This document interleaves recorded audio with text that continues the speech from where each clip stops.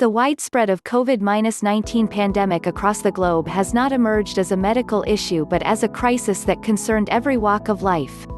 The world today is not the same as that before its advent. In the future, it is expected that dramatic changes will take place and things will not be the same as they were before pandemic lockdown. People have quarantined themselves from the outside world. Because of the lockdown, there is no more tourism, trains, and air travels, roaming around and entertainment.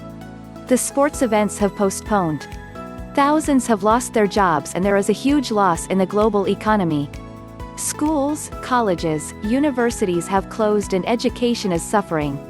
Students across the world are also anxious about the prevailing situation due to COVID-19.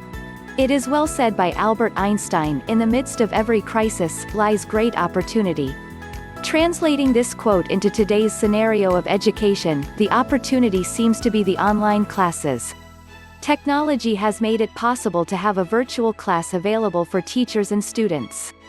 But the question is, how successful is that mean, especially in underdeveloped countries? Lack of basic hardware. The first and foremost important requirement of the online classes is the availability of supporting hardware. Online classes assume that the teachers and students are equipped with all prerequisites, which include computer, laptop or smartphones, microphones, mics, writing pads, etc. Unfortunately, looking into the circumstances of poor and underdeveloped countries, people find difficult to manage them. Students from poor families are not able to afford the educational expenditure. In some cases, they take loans for their studies. In these situations, extra expenses cast a financial burden on them and their families if not supported, provided by their institutes. Internet issues. Second, the accessibility of a competent internet connection is a major requirement of online classes.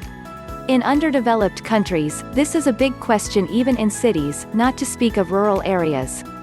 When there are no classes physically taken place in institutes and students are sent to their homes, the only connection is the internet.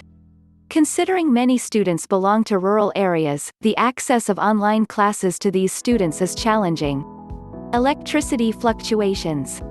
Third, load shedding is a common issue of underdeveloped countries.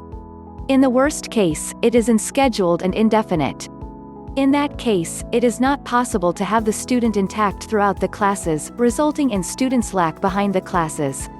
Access to labs issues. Fourth, the learning that requires significant laboratory works highly suffered from the closure of the institutes. Since there is no substitute for practical work, things get even worse with studies like engineering, medicine, etc. Online classes through provide mean for theoretical studies, but it may not be able to substitute the practical work. Assessment issues. Lastly, the assessment protocols in online classes may not be a good substitute for exams and quizzes in physical classes.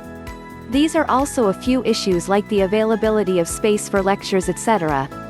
Compromising in these items ultimately degrades the quality of the education set by the institute. Furthermore, anything on the internet is vulnerable to security threats.